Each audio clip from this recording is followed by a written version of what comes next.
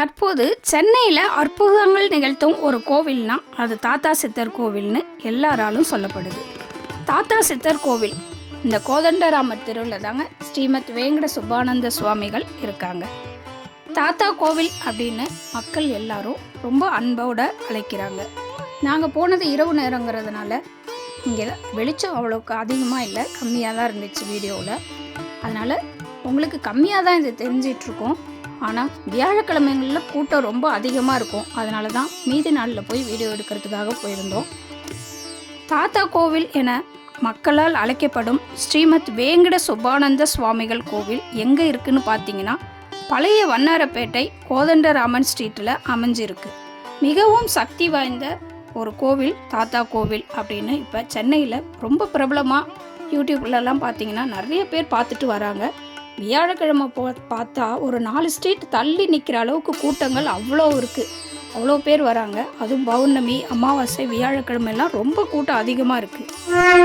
கூடு விட்டு கூடு பாயும்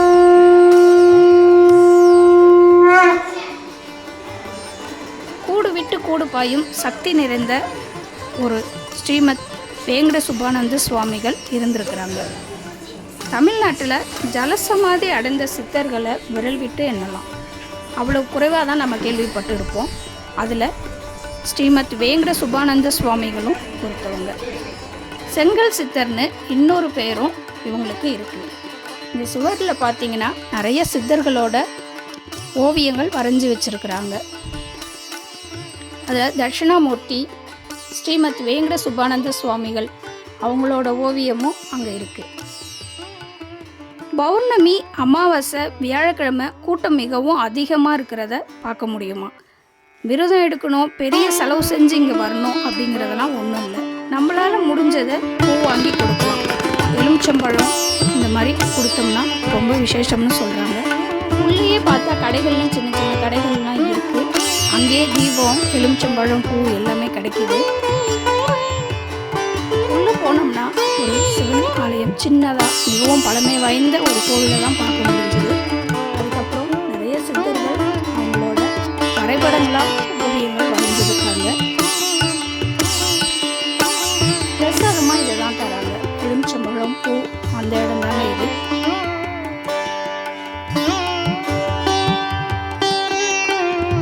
தாத்தா சுவாமிகள் சலசமாதி அடைஞ்ச இடத்துல நம்மகிட்ட இருந்து கொடுத்த எலுமிச்சம்பழத்தை திருப்பி நம்மளுக்கே கொடுக்குறாங்க.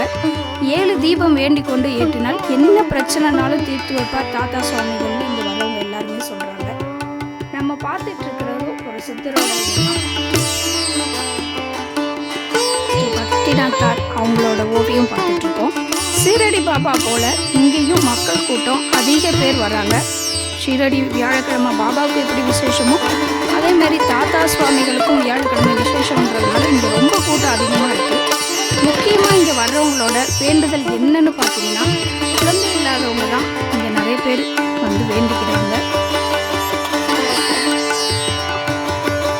இங்கே வந்து வேண்டிக்கிட்டு எலுமிச்சம்பழம் வாங்கி கொடுத்து மனதுருகி வேண்டிக்கிட்டு போனோம்னா அடுத்து வரும்போது குழந்தையோட தான் வராங்க. நம்ம கோயிலுக்கு போனப்ப நேரில் பார்த்து இந்த மாதிரி சின்ன சின்ன கடைகள்லாம் அங்கே இருக்குது. தாத்தா சுவாமிகளோட புத்தகங்கள், படங்கள் இந்த மாதிரி எல்லாமே அவங்க வச்சுருக்காங்க. இங்கே வேண்டிக் கொண்டு பிறந்த குழந்தைய தாத்தா சுவாமிகள் மடியில் வச்சு வந்து ஆசி வாங்கிட்டு போகிறாங்க. அந்த காட்சி தான் இப்போ பார்க்குறோம். இங்கே குழந்தை இல்லாமல் வேண்டிக்கிட்டு குழந்தை பிறந்ததுக்கப்புறம் அவங்க வந்து குழந்தைய கொடுத்து ஆசீர்வாதம் வாங்கிட்டு போகிறாங்க. நம்ம கண் முன்னாடி இதெல்லாம் பார்த்துட்டு இருந்தோம். நம்மளுக்கே வியப்பாக இருந்தது. குழந்தைகிட்ட தாத்தா சுவாமிகளை தாத்தான்னு சொல்லி உரிமையாகவே ஆசீர்வாதம் வாங்கி போகிறாங்க. இங்கே வந்து வேண்டிக்கிட்டு அவங்க தர்ற லெமனை ஜூஸ் போட்டு 3 நாள் குடிக்க சொல்கிறாங்க. அவ்வளோதான், வேறு பரிகாரங்கள் எதுவும் இங்கே இல்லை. நம்ம பார்த்துட்ருக்கிறது தான் தாத்தா சுவாமிகளோட ஜலசமாதி அமைஞ்சிருக்கிற இடம். அங்கே பார்த்தீங்கன்னா சிவனோட விக்கிரகம், லிங்கம், இவங்க முருகர் இவங்கெல்லாம் வச்சு வழிபடுறாங்க. தாத்தா கோவிலில் உள்ளே பார்த்தா நிறைய நாய்ங்க இருக்குது. அவரோட ஜலசமாதியை பார்த்து வரணும் அங்கேயே சுற்றி சுற்றி வருதுங்க. வேண்டிக்கிட்டு விளக்கு ஏற்றுனா வியாழக்கிழமையில் அதிகமாக கூட்டம் இருக்கிறதுனால விடுறதில்ல. மற்ற நாட்களில் போனோம்னா தீபம் ஏற்றி வழிபடலாம். 7 தீபம் ஏற்றுறது ரொம்ப விசேஷம்னு சொல்கிறாங்க. அங்கே உள்ளேயே தீபங்களும் கிடைக்கிது. இப்போ நம்ம பார்த்துட்ருக்கிறது தான் ஜலசமாதி.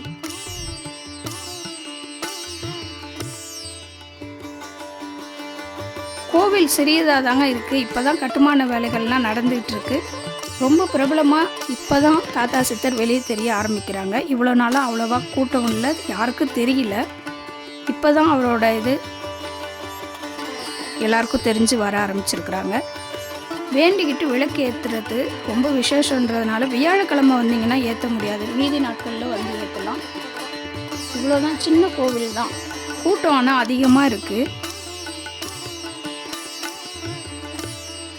இங்கே வர்றவங்க ரொம்ப விசேஷமாக எல்லாம் சொல்கிறாங்க, ஆனால் பேட்டி எதுவும் தரமாட்டேங்கிறாங்க. அவங்க அடைஞ்ச பலனை வேணால் சொல்கிறாங்க. நினச்சதை நிறைவேற்றுவார் தாத்தா அப்படின்னு சொல்கிறாங்க. போன வாரம் வந்த 3 வாரத்துக்கு முன்னாடி வந்து வேண்டிக்கிட்டேன், இப்போ நடந்துருச்சுன்னு சொல்கிறாங்க. ஒரு விஷயத்தை நினச்சி தாத்தாவை வேண்டிக்கிட்டு 7 வாரம் வந்தால் நிச்சயம் நிறைவேற்றி தர்றதா சொல்கிறாங்க. பௌர்ணமி அமாவாசை இரவில் கோவிலில் தங்குறாங்க. இங்கே வர்றவங்களுக்கு பிரசாதமாக எலுமிச்சம்பழம் பூ தர்றாங்க. பல அதிசயங்களை நிகழ்த்தி காட்டுற ஸ்ரீமத் வேங்கட சுபானந்த சுவாமிகள்.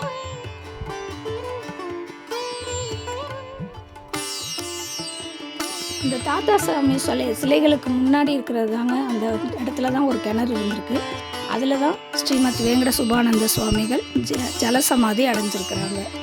அந்த இடத்துக்கு மேலே இப்போ பூக்களால் அலங்காரம் பண்ணி அந்த இடத்துல வேண்டிக்கிட்டு எலுமிச்சம்பழம் கொடுக்குறாங்க குழந்தை இல்லாதவங்களுக்கெல்லாம்.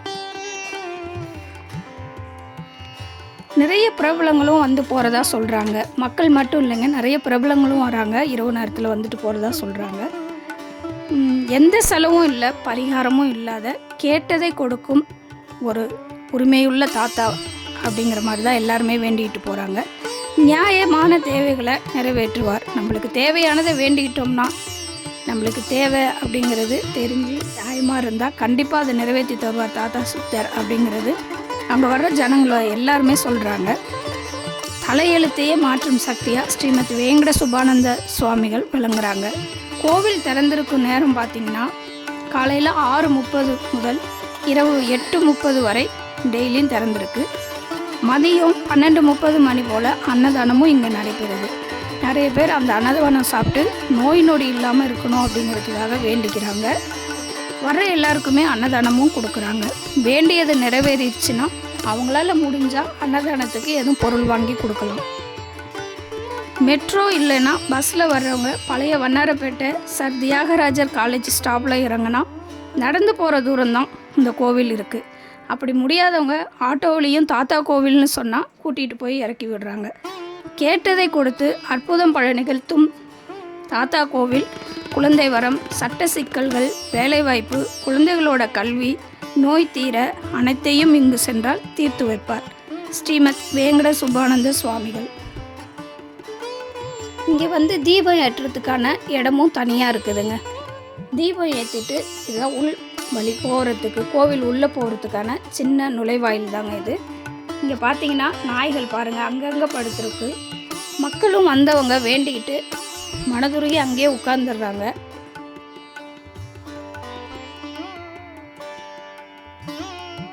இங்கே பார்த்தா நரசிம்மர் அவங்களோட ஓவியம் தான் பார்த்துட்ருக்குறோம். இந்த வழியாக தான் உள்ளே போகணும். இங்கே எல்லாருமே ரொம்ப வர்றவங்க ஒரு ஆத்மார்த்தமாக தன்னோட தொண்டுகளை செஞ்சிட்ருக்காங்க. வேண்டியதை நிறைவேற்றி தரார் தாத்தா அப்படிங்கிறது தாங்க இங்கே பலரோட இது கோரிக்கை ஒரு நல்ல விஷயமா இருக்குது. நிறைய பேர் வந்துகிட்டே இருக்காங்க, எங்கெங்கே இருந்தோ வராங்க, ரொம்ப தூரத்தில் இருந்துலாம் வராங்கன்னு சொல்கிறாங்க. சில நேரம் நான் வியாழக்கிழமெல்லாம் வந்தோம்னா ஒரு 4-5 தெரு தள்ளி தான் நின்றுட்டுருக்கு கூட்டம். இரவு எப்படியும் ஒரு 9,000-10,000 அவ்வளோ கூட்டம் நின்றுட்டுருக்கு. ஆனால் சோர்வு இல்லாமல் பார்த்துட்டு போகணும் அப்படிங்கிறதுல நிலையாக இருக்காங்க.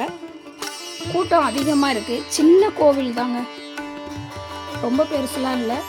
உள்ளேயே பார்த்தா வேண்டிக்கிட்டு விளக்கு போட்டுட்டு எல்லோரும் உட்காந்துடலாம். இது வந்து கோவிலுக்கு முன்னாடி இருக்க ஒரு இடம். வேண்டிக்கிட்டு தாத்தா சித்தரை பார்த்த மாதிரி எல்லாம் அமர்ந்துருக்கிறாங்க. வேண்டியதை நிறைவேற்றி தர்ற அற்புத சித்தராக ஜலசமாதி அடைந்த சக்தியாக விளங்குகிறார் தாத்தா கோவில்.